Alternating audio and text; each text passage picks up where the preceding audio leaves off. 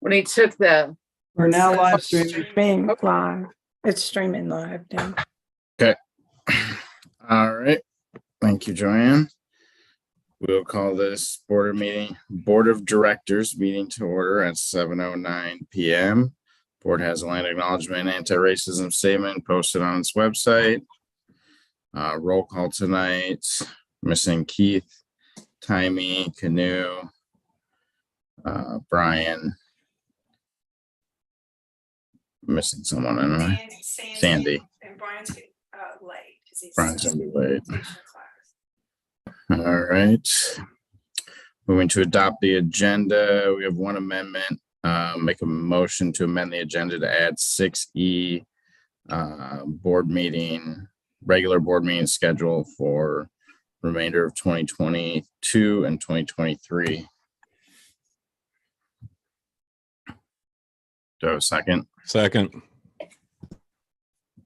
All those in favor? All right, I'll move to adopt the amended agenda then. Second.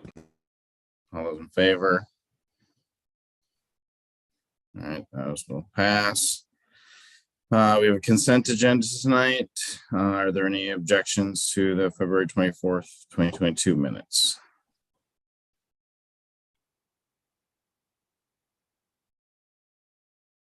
All right, hearing none, those pass. Move on to announcements. Does anybody have any announcements? Nancy? Yes, I have a pitch to go vote that I'd like to give you. For those of you who haven't and you know who you are. Okay, the AGM turnout is on track to set a record for the lowest turnout ever. Less than 800 ballots so far, with one more Unelect mail collection and one more ballot box cleanout left to go. Those of you with uncast ballots have about 20 hours to cast them into the ballot drop box at the old admin building. After 4:30, any members who have not cast their ballot can register and vote the morning of the AGM at the rec center. If you mailed your ballot into Unelect late and wonder if it got there in time, you can ask the Unelect rep at the rec center Saturday morning if your ballot was received. If your ballot was not received, you can register and vote right there. You will be issued a pink ballot to mark and drop in the rec center ballot box or cast from the AGM floor. If you pass up on ballot posing and realize not voting was a mistake later on, there is always the usual Sudden Valley voting option, and that is to vote with your feet. The only winners in that kind of election are the real estate sales industry. They win, you lose. So save your money and vote your ballot and get your opinion on your neighborhood heard. Thank you.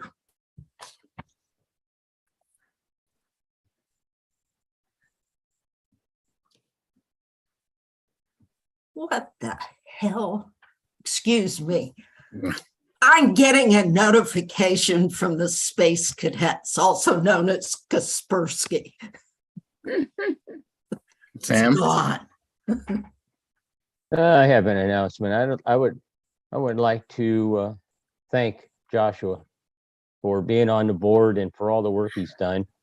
I have no idea of all the amount of work you've done. I know I've seen a lot of the results of it. And I would like for one to say, and for me in my neighborhood, up and down our street, we would like to thank you for the efforts you have put in on our behalf. So thank you, Joshua.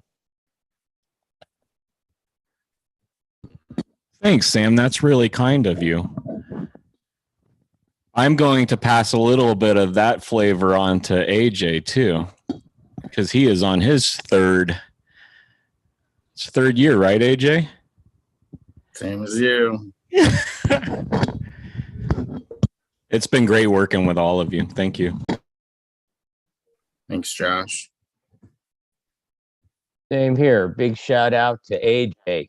Huge shout out to AJ for being there through thick and thin and storms and slides. It's been amazing, and you have been phenomenal. I'm sure most folks, they don't have a clue what you've been doing behind the scenes with managing all of the construction type of works that are going out here, plus all the budget, plus all of the everything to do with the executive committee. And yeah, and your knowledge has actually saved us a fortune in Sudden Valley, and you got things done that and done properly, and it's something that I have no clue what I would have even attempted to do with that. It's like, so thank goodness that you've been in that position, and I would like to thank you on behalf of all of Sudden Valley that you kick butt, and thank you very much. Appreciate it. Thank you. Any other announcements? Yeah, I would just like to say thanks again to Sam, because Sam is so kind, and it's great to have someone like him on the board. I know he reaches out and speaks to a lot of different people regardless of the political stances, and he's super great, and I'm glad he's got more time left to do his deal.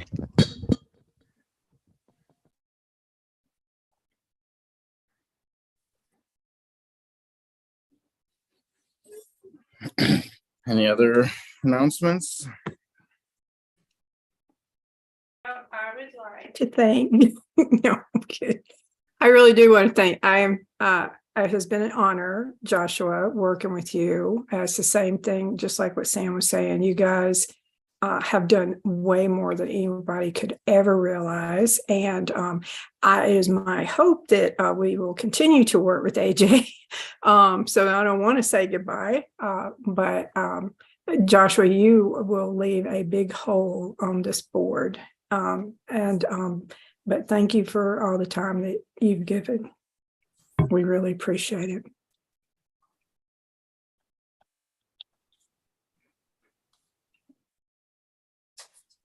All right. Any other announcements?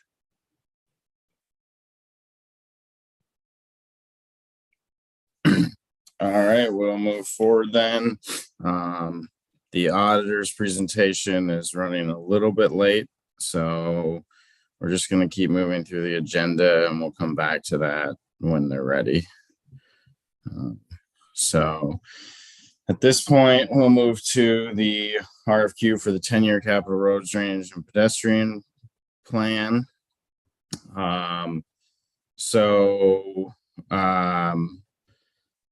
This was brought before the board in 2021, put together an RFQ to bring in a professional engineer to update our 10-year roads plan and drainage plan. And we also wanted to include a pedestrian improvement component to that as well.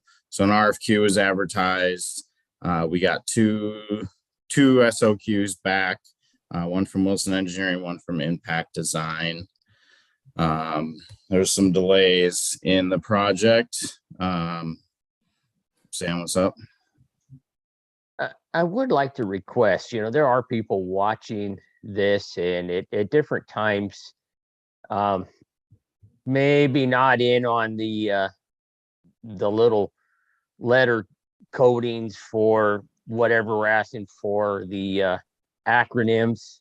Can we break those down to spell out one more time for folks that may be watching and trying to figure out stuff here at the end of this year?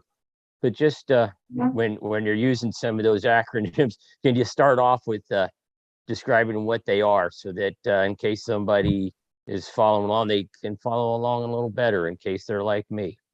Thank you. No worries. I understand how that goes. I am live in the world of acronyms as an engineer. So, but yeah, I try to spell out acronyms at least the first time I use them. RFQ stands for request for qualifications. So it's basically, it's in the copy of the RFQ is in the board packet. And that's what we advertise. I sent it to the 13 different engineering firms that were listed in the memo, as well as advertising in the Bellingham Herald and the Daily Journal of Commerce. And like I said, we got 2 responses to that advertisement: Wilson Engineering and Impact. So I convened a selection panel with Joanne, our general manager, and Mike Brock, our maintenance superintendent. And we went through the proposals and rated them. And the aggregate scores are included in the board memo. There was, like I said earlier, there was some project delays with getting the selection done. And so we reached back out to both firms. Impact's project teams still have the staffing and capacity to do it, which they were our highest rated proposal to begin with. Wilson Engineering had about a year backlog now at this time. So we interviewed Impact, the 3 of us. Those our proposal evaluation form and the interview form that we did were both in it. So at this time, we have Joanne's notified Impact that we have selected them to negotiate a contract with. So what I'm looking to do tonight is to the board had tasked myself and the executive committee with bringing this back to the board. And so I'd like the board to pass that on to Joanne to allow her to negotiate a contract to bring back to the board for approval at one of either the November or December meeting that we schedule later tonight. Yeah, pretty standard process for doing RFQs. I do this quite a bit at work when selecting engineering consultants. And so, basically, I guess I'll make the motion and then we can have any discussion.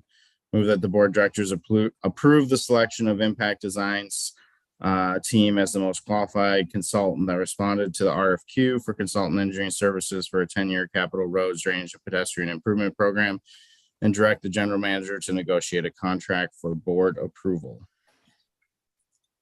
Second. Sam, you got something else?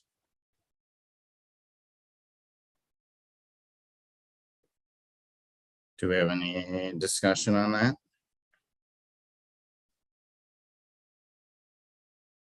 Sonia? Well, I have a couple questions. So let's say that Joanne comes back and we don't like what she comes back with. Like, what happens then? Like, okay, we're negotiating the contract, right? I guess here's my question. There are two components in there that have the potential. There's a lot of work required. One has to do with the roads and one has to do with the trail system. Is it possible that they can come back, maybe that Joanne can discuss with them and get that broken out into 2 separate quotes? Because my concern is that we already, it's significant to do a 10-year road plan, especially what we need to look at, because we know that what has happened in the past is not, it is sorely lacking and makes it where we can't properly plan for road work. And we need to deal with the culverts and the shoulders and the drainage, et cetera. And then we have the separate issue of the, I would just hate to see it come back and then the negotiation or whatever, the contract fail, because we might need to look at those 2 aspects separately. Does that make sense? Yeah, I don't think they're really separate issues. I don't think you need to look at everything as a whole. one of the questions we asked Impact in the interview was, how are you going to coordinate these different types of projects to provide Sudden Valley like the greatest economy of scale, and Joanne, like implementing these projects, for the board. So like, that's kind of a major component of looking at it from a holistic level. I think we already basically set a general scope, like you can look in the RFQ, and a general scope was advertised of inspecting and updating inventory in all roads, drainage, pedestrians, creating a list of prioritized capital projects, compiling a detailed 10-year, so that's what we advertised. So that's what the contract scope, that would be like the specific, this is a general scope for advertising purposes. Joanne will negotiate a specific scope with Impact Design that outlines, and it's going to outline the scope of work, each task, the deliverables associated with each task, so for like inventorying, it's going to be a base map deliverable that puts everything in some sort of pictorial map type, thing, and as well as like a spreadsheet or database to go with it, with all the information. So each task will have each of those deliverables kind of leveled out. I guess I don't see why why we would advertise a general scope and now all of a sudden change it. Well, I guess maybe, I don't know, maybe I'm not clear about that piece of it, because, so when they're doing this, they're gonna come, that part of it is inventory what we currently have. I thought it was also design work, and so that's why I was saying that. No, we're not designing. I mean, they'll do some level of design, right, for each of the projects. Essentially, what will happen is they'll inventory and inspect everything, and that needs to happen every so many years. And it's been X number of years since Wilson did it. I don't know, 4, 5 maybe. I don't know exactly off the top of my head. All that inventory has to get put, and they'll have to build projects off of that inventory, and they'll create, anywhere from 10 to 30 projects or so, depending upon, the magnitude of what gets conceptualized. But you'll be looking at like the roads, and, we'd obviously want to be prioritizing roads that have to get rebuilt over ones, that maybe don't. But your budget gets factored in and everything like that too. So.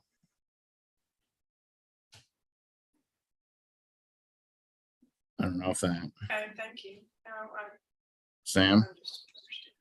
So you see some advantage in that, as far as it's sometimes to where they could be overlapping projects that would benefit from rollout of equipment, or the ease of doing it at the same time or close to it because of availability, or something's torn up and you can fix the other one at the same time as the other one. So you're saying it's actually advantageous then not to really separate things and let it all come out as a plan that could possibly overlap some of those different segments at times.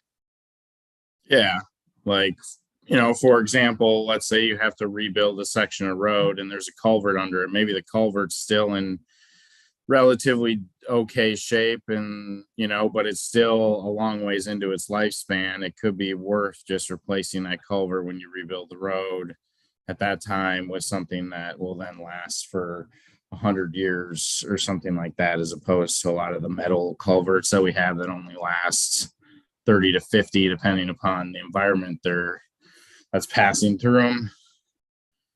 And like, you could also incorporate, pedestrian projects into a roadway project. Like if we're going to be working on the road through this section, and this area is identified as an area that, could have a trail next to it, or some sort of sidewalk or a sidewalk alternative or something there, it would make sense to do both of those projects at the same time, even though they may be, one's pedestrian related, one's roadway related.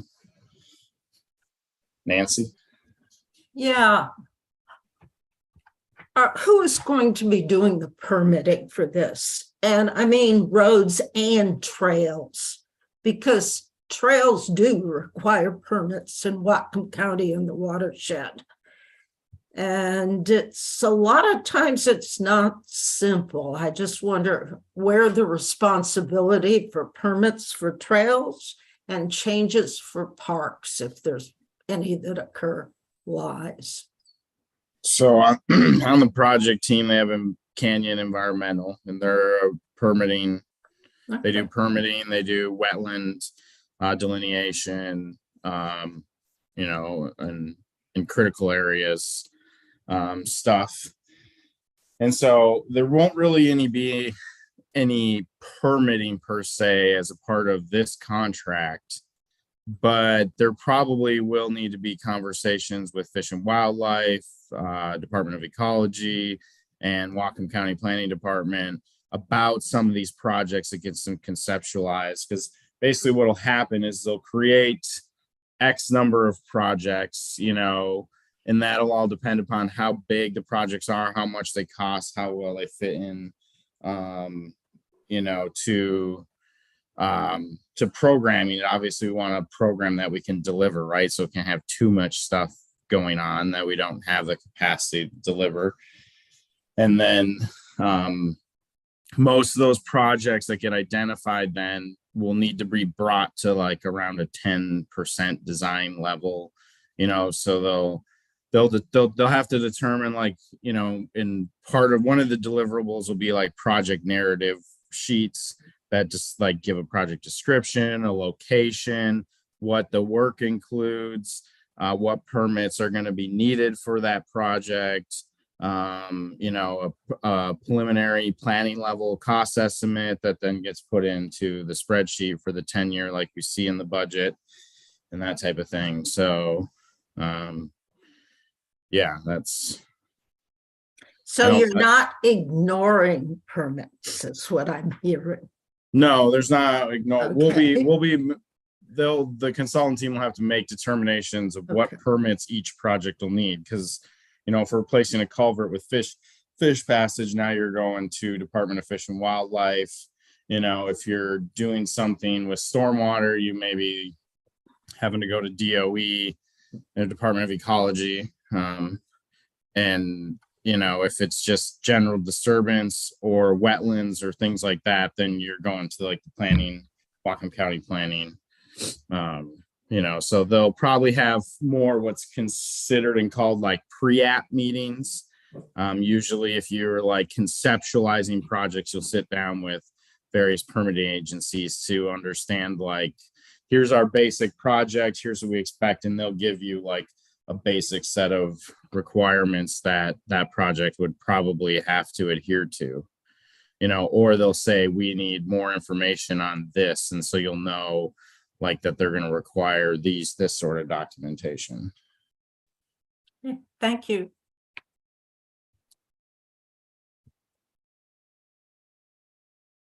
But I mean, essentially, you know, Joanne's going to negotiate a scope and a budget, you know, with impact, and they'll come back for the board if, you know, if the scope, if the board, you know, if the board thinks the scope needs to be adjusted, then that's fine. You know, I would caution and say that, you know, impact is a professional engineer, you know, and they're going to have a pretty good idea of what they need to do to deliver, you know, what we're asking them to do, you know. So it's one of those things that's like, unless you're going to just start cutting components out, like we're just not going to do the pedestrian thing again, I don't think it makes sense to chunk it all out. And you didn't advertise it that way either. I just want to be clear. I hear what you're talking about the pedestrian and how it ties into the road, especially the way you described it. I had a different idea about the connected trail system as opposed to what you're talking about. So I totally get it. And yeah, I agree. It needs to be in the same package. Yeah, we talked about the connected trail system a bit, and actually, yeah, the person who owns Canyon Environmental. He lived in Sudden Valley, he said, for 15 years. And so he's pretty familiar with the trail system, you know, that runs in Sudden Valley and around Sudden Valley. You know, and we talked about, you know, the green space, the platted green space that was reserved on the plats. Then we have these lots that were decommissioned off the tax rolls, you know, and they acknowledge those things, and there'll have to be some preliminary research on how those lots can be used and what would be approved in those various spaces, but that typically trails are an allowed use through like a green space. But there will be some requirements and stuff that come from that. So. Any other discussion? Yeah, I think my guess is that Joanne probably will maybe be able to bring something back for the December meeting, based on the last email that was sent. So I doubt they'll get everything put together before the meeting after the AGM. All right, if there's no further discussion, we'll call the question. The motion on the table is that the board of directors approve the selection of Impact Designs team as the most qualified consultants that responded to the RFQ for consultant engineering services for a 10-year capital roads, drainage, and pedestrian improvement program, and direct the general manager to negotiate a contract for board approval. All those in favor? All right, that passes unanimously. And we'll move then on to the auditor's engagement letter and pass it over. Am I passing it to Joanne or Joel? Maybe Joel, guessing. Yeah, I'll take this one. So probably work out perfectly time-wise, since I heard from the auditors. He was thinking about 7:45 when he'd be able to join the meeting. But so I emailed the board the Larson Growth Service proposal for, so this would be for the year ended 12/31/2022 for both the audit and the tax, for the Form 990, which is our tax return, federal income tax return. And so, so basically, the whole kind of, so what we have right now with Larson Gross is that in 2020, the board approved their RFQ during that 2020 RFQ process. So that was a 3-year deal in terms of like, basically covered 3 different audit years and tax returns. And, you know, for the 2019, 2020, 2021 year ends. So what this would be kind of essentially like a 1-year extension to that RFQ for the 2022 year end work for both the audit and the tax return. And this would basically just to, kind of in a nutshell, just to kind of keep things moving in terms of, it would get us right on the docket very quickly. Actually, in terms of how quickly it would get us on their docket, it would actually, like the form, so for the Form 990 engagement letter, that letter, their template hasn't even been finalized for 2022. That'll happen here in a couple of days. But this basically puts us at the very front end of their scheduling, and which could ensure that we could have this audit presentation, you know, during like the 2024 budget process before that concludes and before the board votes on that budget. And as well, it would also take the pressure off a new finance committee and a board to have to go through, to have to try to rush through an RFQ process to get it in, you know, like to rush that through and to get it in enough time to try to get the audit on the docket, whether it's Larson Gross or someone else, if they had to go through that whole process again. In terms like as soon as 2023 budget process, though, not the 2024. You said the 2024.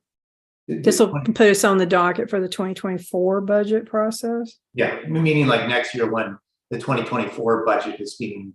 I see what you're saying. Sorry, my fault. Sorry. So basically, and okay, so what for their audit, both for the audit and the tax services. So their service proposal is $36,000 last year. So for this year, meaning the 2021 audit and tax return, it was 28,500. Obviously, costs have gone up. And of course, they state that as well in their letter. However, but the good thing is looking at the 2023 budget, which is what budget this work would be paid out of. So I budgeted 40,000 for both audit, tax return, and reserve study work. So, and since I budgeted 40,000, then this would be 36,000. That would leave us about 4,000, which is almost within like a few $100s of what the level 3 reserve study would cost us with smart properties again. So in terms of the budget, it would be pretty much spot on what was budgeted for 2023. But that's basically what this is. So you do have the proposal, the service proposal from Larson Gross, and so that's what the board would be voting on.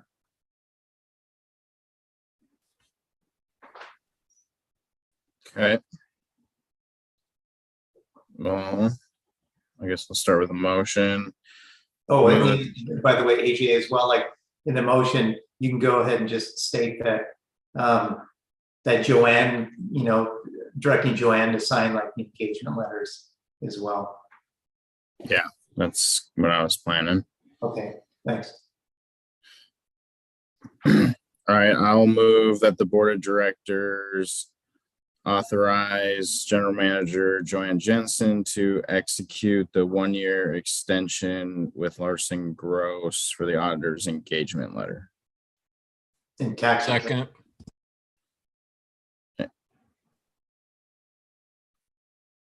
Sorry, what was that, Joel? Oh, it'll be 2 separate engagement letters, one for the audit and one for the tax return. Okay. Well, friendly amendment to that motion is then move that the board of directors authorize Joanne Jensen, the general manager, to execute the 1-year extension with Larson Gross for the audit and tax return engagement letter. Second. Any questions or discussion? Sonia? I just want to make sure that they actually get booked on the calendar to do this audit early in the year. So yeah, they'll get booked. I'll make sure. I just know sometimes that happens, like it'll be like, we're going to do it. And then things come up. I just want to make sure it gets done like ASAP, because it, very quickly we'll get pushed to the end of the year again. You know what I'm saying? So I want to make sure that we come in early. So hopefully, like as soon as we sign this, maybe are they ready to go ahead and start booking for, or, like whatever it is, April of next year or whatever. Yeah. And actually, and Ben will be on very soon. We could remind him.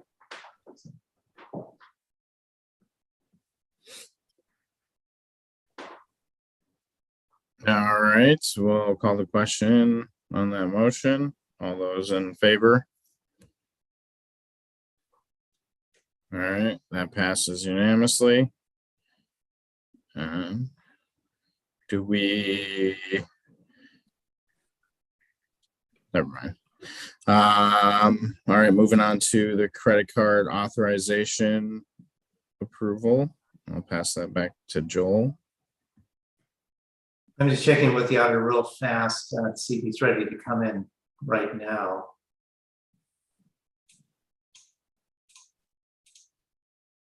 But I'll start pulling that up anyways, just in case.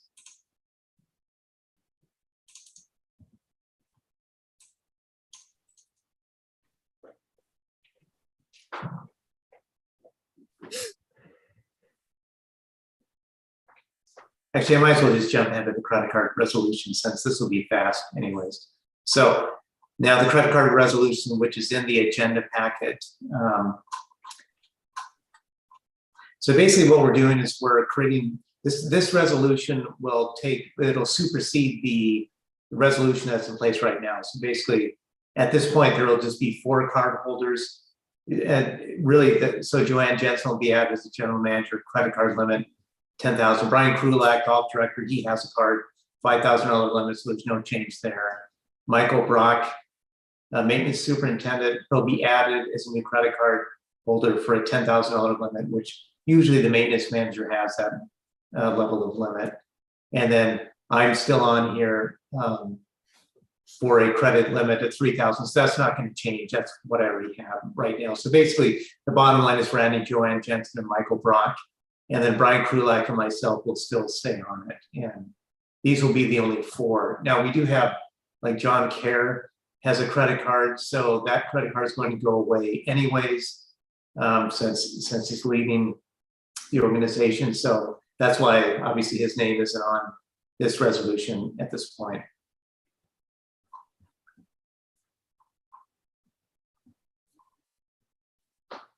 All right.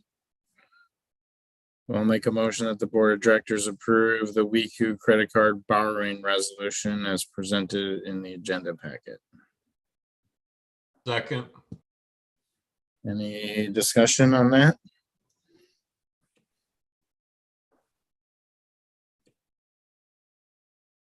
All right, hearing none, we'll call the question. All those in favor? All right, that passes unanimously. All right, we'll move on to the Welcome Center summary of improvements, unless the auditors read. Have you heard back, Joel?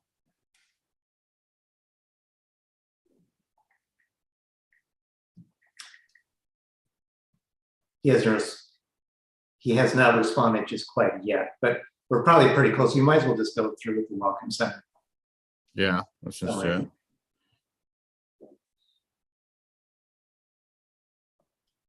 Okay, I'll go ahead and present the summary of improvements that were made for the Welcome Center. Since our purchase of the Welcome Center in July 2022, additional improvements to the building were made as follows. We spent $32,266 for the demolition and rebuild of the main deck and the side entrance ramp. $10,535 was spent for the equipment and installation changes for the security system. $8,600 is being paid for the installation of Ethernet cabling throughout the building, for a total cost of $51,401. The next section explains how the loan funds were used. The total amount borrowed for the refinance of the original pref loan and property purchase was $2,150,000. Loan proceeds remaining after the original loan was refinanced, $1,098,468. The total cash outlay required to purchase the Welcome Center property was $1,529,727. Final operating funds required to purchase the Welcome Center property after application of the remaining loan funds was $431,259. The board then approved the transfer from operations to SURF to supplement the purchase of the Welcome Center property, and that was $500,000. Excess loan funds available for Welcome Center improvements, $68,741. So ending loan funds remaining after the Welcome Center improvements are paid for is $17,340. And so our recommendation is that the board transfer back excess loan funds of $17,340 from SURF Corporations.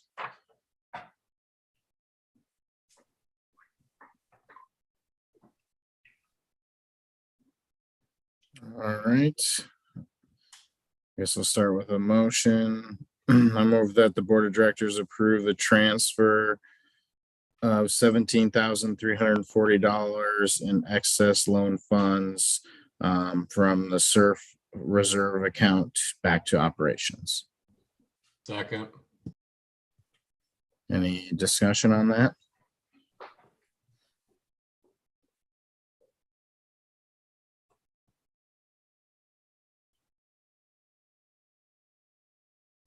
All right, hearing none, we'll call the question. All those in favor? All right, that passes unanimously. Looks like Ben just got here. So we can then jump back to the audit presentation here. Let's see her get set up.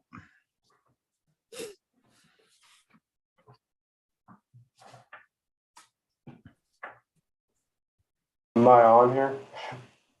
You're on. We can All hear right. you. Yes. Thank you all for having me, kind of crashing your party here in the middle of it. I had some other commitments tonight, but this was the window that worked.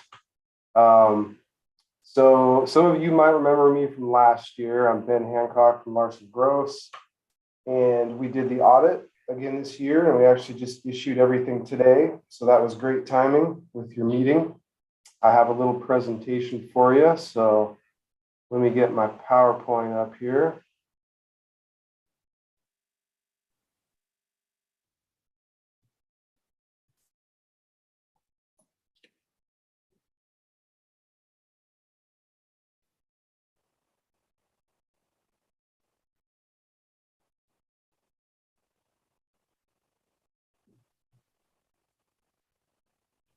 There we go. Is that coming through? Yep. Awesome. Yeah, so let's talk audit. So like I said, we just issued today, actually. Joel and Nikki did a phenomenal job this year getting us everything we needed to get that all wrapped up. There was nothing really outside the ordinary, I'd say, this year. It was pretty routine. Information was super clean. Just can't say enough about what Joel and Nikki did, getting this stuff, much appreciated. Quick reminder of annual audits and why we even do them, in case you're wondering. They are required. So your bylaws requires them, and then any HOAs with assessments of $50,000 or more require an audit. And overall, it's just good governance, good accountability to your property owners to have a financial statement audit every year. It's a good part of healthy system of checks and balances where you have an independent party such as us come in and make sure the numbers are correct and kind of close out that year. An annual audit is not a fraud investigation. We're not out there just searching for fraud down rabbit holes. Sometimes we find it, but it's not part of our job to go try to find it, I guess. It's not a guarantee every number in the financial statements is right. We use a concept called materiality, where we kind of set a threshold of a number that we kind of influence a user of the financial statements' opinion when they read through it, and kind of work around that. So we don't have to test every single item for the entire year. It's not an insurance policy. It's not a review of every check you wrote, although we do review a fair amount to make sure they're substantiated, have good backup, and signed off with approvals and everything. It's not meant to be just a once-a-year check-in on your staff. Joel and I do talk throughout the year as stuff comes up, just so we're aware, can plan for it at year-end for the audit. And it's not a substitute for good day-to-day internal controls.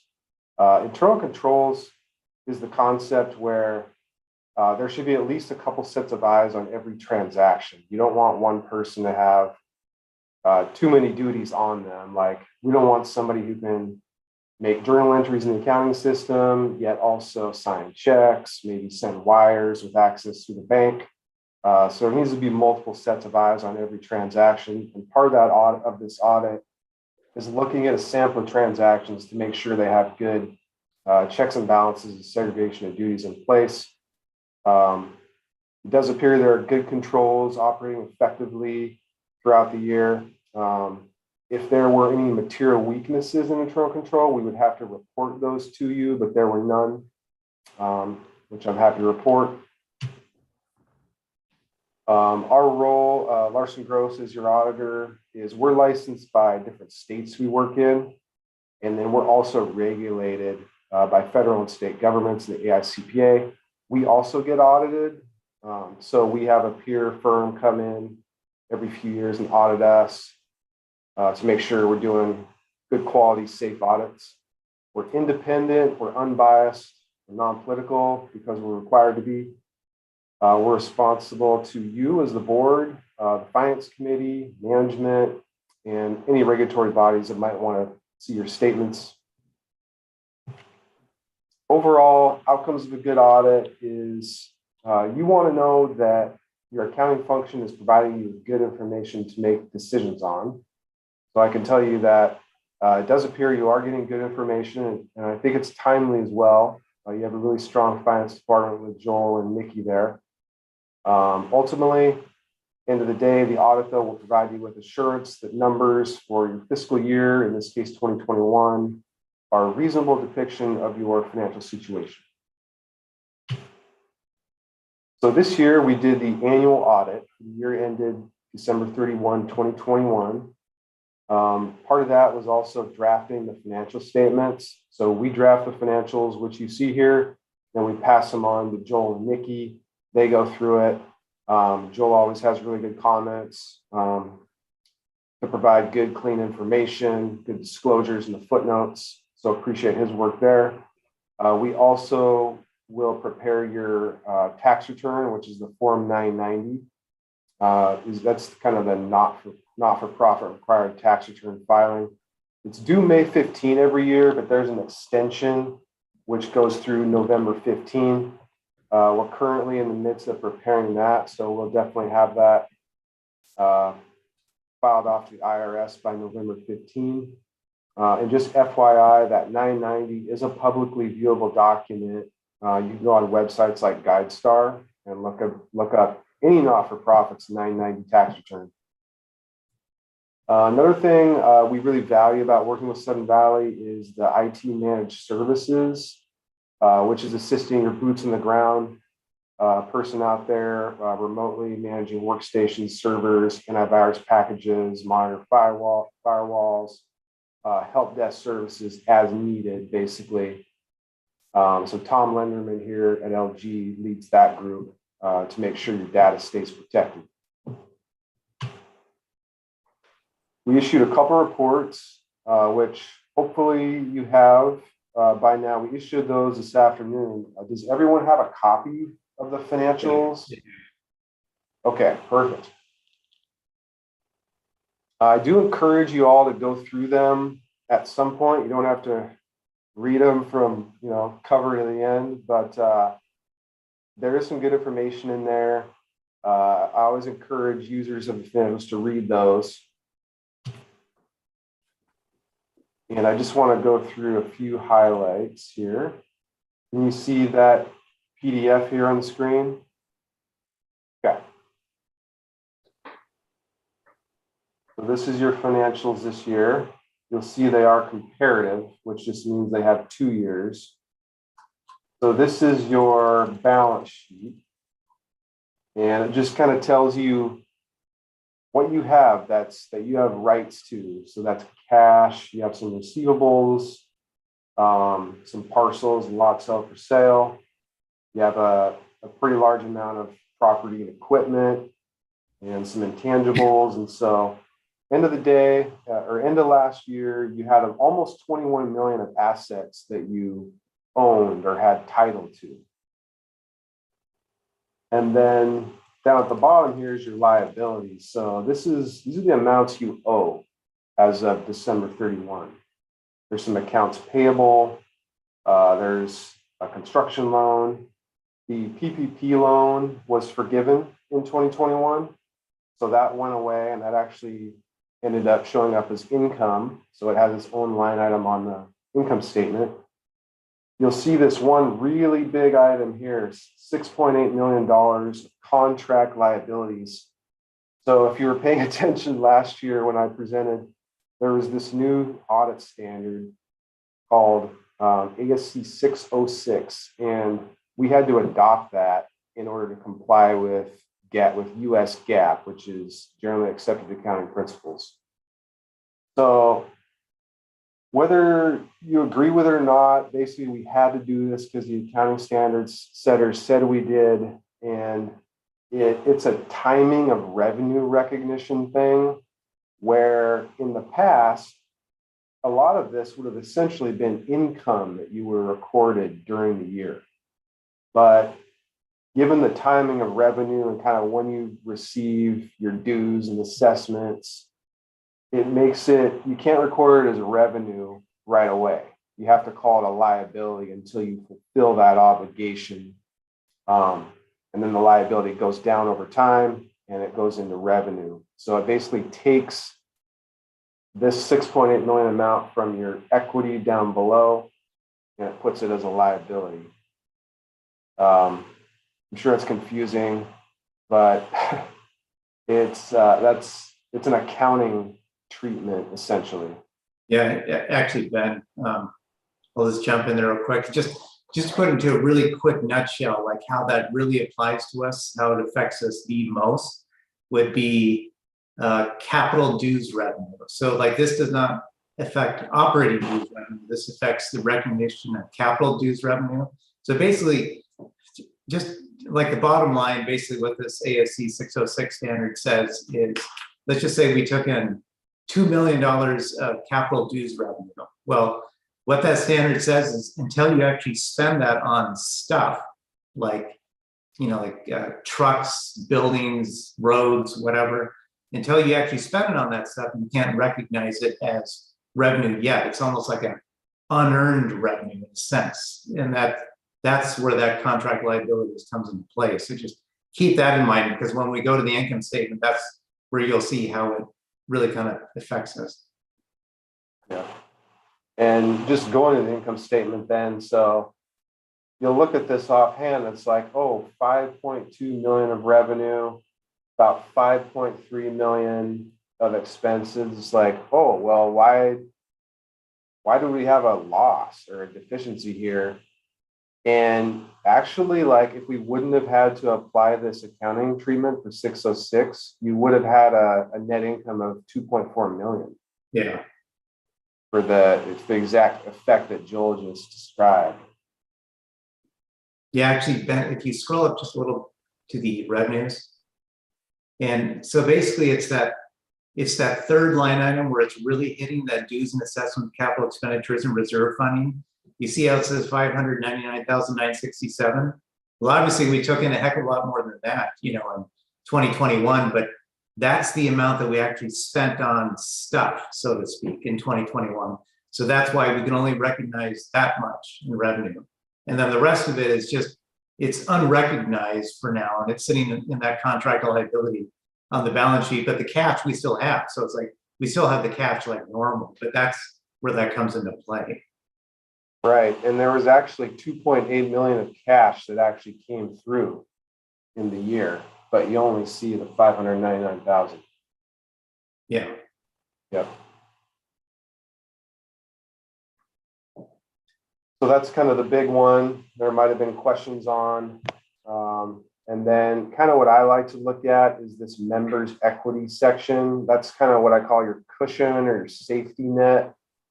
So clearly a good cushion there with 11.8 million. So definitely a healthy homeowners association, no question. And you'll see here the forgiveness of the PPP loan, 357,000. That shows up as income in the current year. Other items are relatively comparable. Golf green fees went up by a pretty good amount. Obviously, we're looking at COVID there in 2020. And then another thing too, in the revenues section, that entitlement transfer fees for, it's you'll see it there for 46,000. So another thing about the ASCII 606, so that 1/4 of 1%, that transfer fee that we were still collecting in 2021, the same thing applies to that. That can't be recognized as revenue until that is actually spent on stuff. So that's that 46,000 that you see there. That is only the operations portion of it. Yep, well said. In that case, that would have been 372,000 of revenue that was cash that came in. The standard reduced it to 46,000.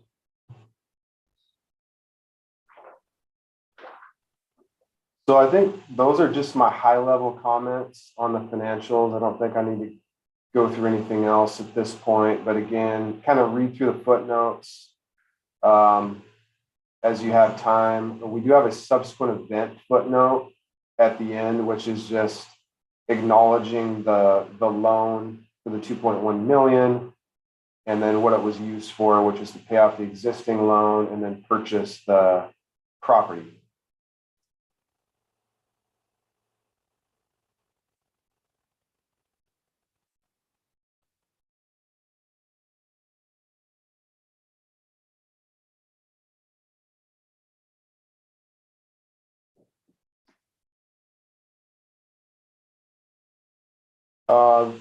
We did issue what we call a clean or unqualified opinion, which just means based on our work, these numbers are materially correct.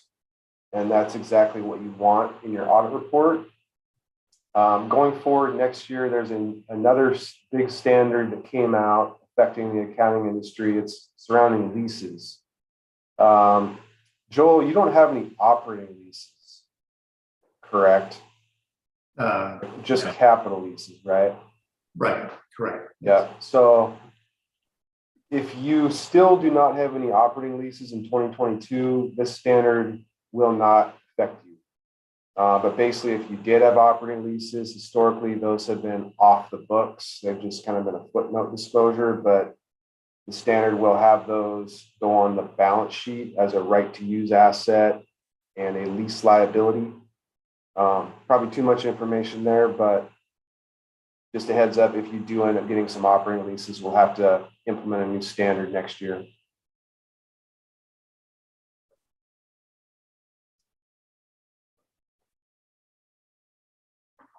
You'll also see a letter that we issued, and it's just our required communications letter. It just says that we're bound by professional standards and our responsibilities, as well as management's responsibilities, any unusual transactions, which there were none this year. Summary of major accounting estimates. Probably the big one is just depreciation on your fixed assets. And then any audit adjustments that were recorded. There was a few, which is kind of a routine practice for an audit. And again, no material weaknesses or significant deficiencies in internal control, which is great. And that's really all I have at this point. I'll open it up to any questions, but again, just super happy with how the audit went. So I really appreciate, Joel, Nikki, and working with Sudden Valley overall. But I'll also point out too, back to that ASC 606 standard that really kind of screws around with the capital dues revenue. So for our internal financial statements, we do not do that. The internal financial statements, we just do it like how we've always done it, just so it doesn't become so confusing. But obviously, we have to make that adjustment for the audited year-end financial statements. Yep, and we would not be able to issue a clean opinion if that adjustment wasn't done on the financials. It'd basically be a departure from GAAP. So we do want a clean opinion, so we think we should do it. Yeah. Thank you so much, Ben. It's awesome. Thank you. Thank you. Okay, so I have a question that doesn't have anything to do with this audit, but we just approved your 1-year extension for the engagement, to keep you guys around another year. We just want to be sure that we get you guys booked early next year. So is that something that Joel can talk with you about over the next couple of weeks and go ahead and get that on our calendar? You ready to start doing that? Okay, awesome. That'd be fantastic. Yeah, I mean, obviously we're super busy through the tax deadline of April 15, but then we clear up pretty good. So, we'll make it work. Like whenever you're ready, we'll do it. That works. That works. That's probably just about perfect for us, because if we go like May, that still gets at least a draft audit completed by the time we're finishing up our budget season and everything. So I think that's perfect, actually. So awesome. Yay. Thank you. Yeah, I love it. And congratulations, Joel, on doing such a good job. Oh, yeah, thank you. Yeah, and I want to make sure Joel gets his kudos because, I mean, we work with hundreds of companies and Joel's at the top in terms of expertise and just how he understands the financials and the accounting and internal controls. So can't say enough about, what he's doing out there. Thank you for that.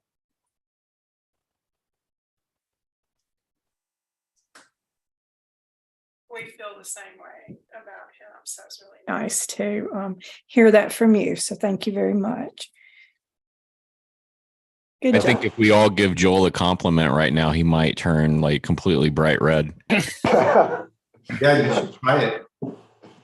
Yep, I agree. All right. Well, thank you for your presentation. We appreciate your time. For sure. Yeah, thanks all. Yeah, Have a thank good you. night. Yep, take care. Thank you. Yeah. All right. We will pick up where we left off on the agenda then, which will be 60. We have revised fees for golf. I'll make a motion that the board of directors approve the revised golf fees schedule for 2023. Second. Any discussion? Yes. Sonia? Something to say. So those minutes that we approved tonight, one of the things that's in there is about the fact that golf doesn't put this stuff forward. And they are not supposed to be increasing any fees without board approval. And we continually have to ask them.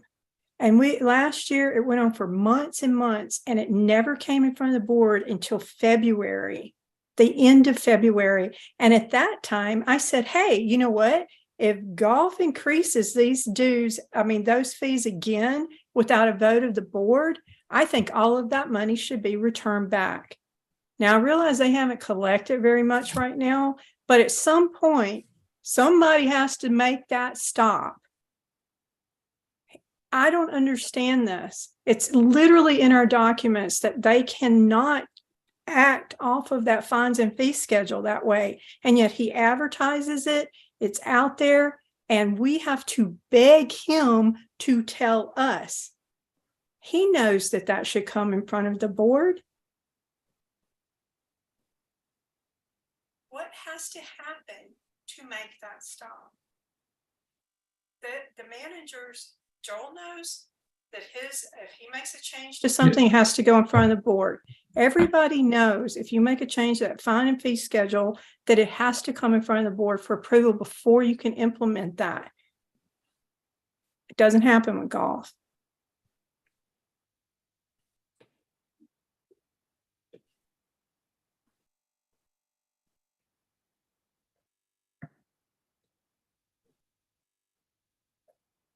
I think it needs to just be included in the association calendar. I would agree with that, Sonia. Don't think it should be an exception. Or that golf should be an exception.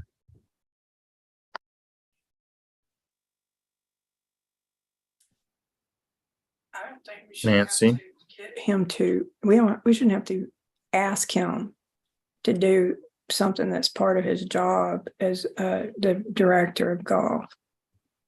Well, if I'm sorry, Sonia. No, I'm done. I'm fussing Okay. now. Well, if he's collecting money, he's not entitled to collect. You're right. He either has to give it back or give it to a general account within SVCA, but not golf. Maybe I don't know, but he shouldn't get to keep it. And that's the best way to persuade him to do it right. Can you do anything about that?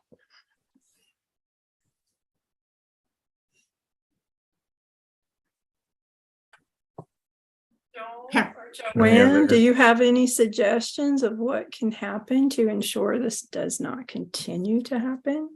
Yeah, so I plan to take 2 steps. I will add it to the growing calendar for 2023 that I'll request all managers to review the funds and fee schedules in the August-September timeframe so that we can bring it to the board appropriately in advance of when the fees tend to be raised, which is at the end of the golf season. So we'll time that appropriately.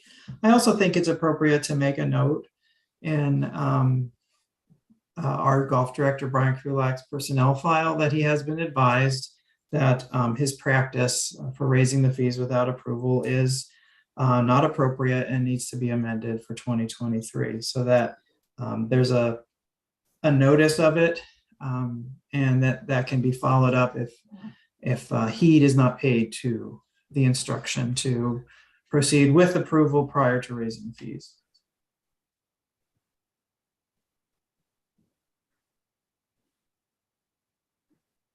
It's a real solution. Thank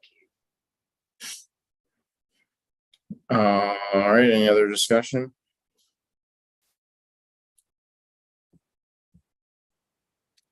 Hearing none, we'll call the question. The motion on the table is to approve the golf fee schedule for 2023 as presented in the agenda packet. All those in favor? All right, that passes. Move on to the last item, which is scheduling out That's right. the board meetings, the regular board meetings for next year's board term.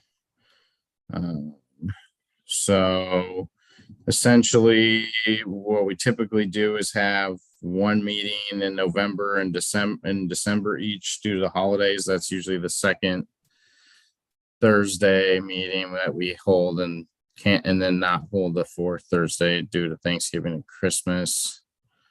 And then just continuing on in 2023 with the typical second and fourth Thursday at 7 p.m. of every month running through October. So basically I'll make a motion to schedule regular meetings of the board on November 10th, the second Thursday of November 2022, and December 8th, the second Thursday of December 2022, and continue the standing practice of scheduling regular meetings of the board on the second and fourth Thursday of each month, beginning January 2023, continuing through October 2023. And that'll basically set the regular schedule. Any discussion or questions on that? All right, we'll call a question. All those in favor? All right, that passes unanimously. All right. So yeah, I guess if Joanne, if you could have staff enter those meetings into the website then when they get a chance. And I believe that's the end of it. So make a motion to adjourn. Second. At 8:17. All those in favor? All right, thank you. See Adios. everyone on Saturday. Thanks. Have a good night.